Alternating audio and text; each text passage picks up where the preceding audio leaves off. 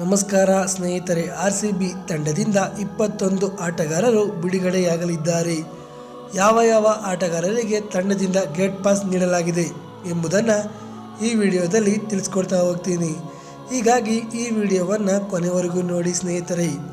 ಅದಕ್ಕಿಂತ ಮೊದಲು ನೀವು RCB ತಂಡದ ಅಭಿಮಾನಿಯಾಗಿದ್ದರೆ ಕಮೆಂಟ್ ಬಾಕ್ಸ್ನಲ್ಲಿ RCB ಎಂದು ಕಾಮೆಂಟ್ ಮಾಡಿ.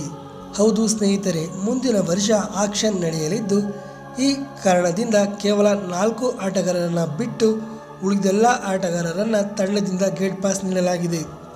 ಹಾಗಾದರೆ ಯಾವ ಆಟಗಾರರನ್ನು ತಂಡದಿಂದ ಕೈ ಬಿಡಲಾಗಿದೆ ನೋಡೋಣ ಬನ್ನಿ.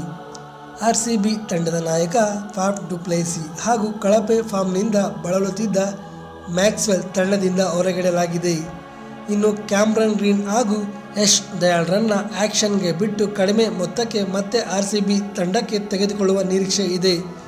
ಇನ್ನು Anuj Rawat, Saurav Chauhan, Akash Deep, Manoj Bhandage, Tom Curran, Mahipal Lomror, Suyash Prabhudessai, Mayank Dagar, Lockie Ferguson, Alzarri Joseph, Rajan Kumar, Himanshu Sharma, Karan Sharma, Swapnil Singh, Reece Topley, Vijay Kumar ವೈಶಾಖ್ರನ್ನು ತಂಡದಿಂದ ಕೈಬಿಡಲಾಗಿದೆ.